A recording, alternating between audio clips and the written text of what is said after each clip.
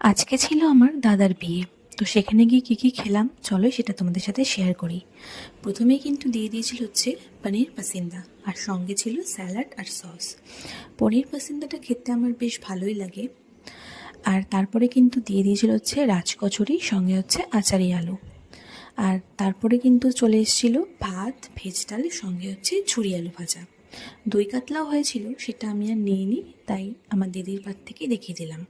আর তারপরে কিন্তু চলে এসেছিল আজকে শো স্টপার পোলাও, আর সঙ্গে ছিল মাটন। এই দুটোর কম্বিনেশন নিয়ে কী বা বলবো, সবসময় বেশ ভালোই লাগে খেতে। আর শেষ পাতে কিন্তু চলে এসেছিল চাটনি, সাথে হচ্ছে পাঁপড়। আর চাটনি দিয়ে পাঁপড় এরকমভাবে খেতে তো বেশ ভালো লাগে। আর তারপরে কিন্তু দিয়েছিল হচ্ছে রসগোল্লা, সঙ্গে হচ্ছে ছিল সন্দেশ। আজকের খাওয়া দাওয়াটা কিন্তু বেশ জমে গেছিলো। আর লাস্ট পাতে কিন্তু আইসক্রিমও ছিল, আর সঙ্গে ছিল পান।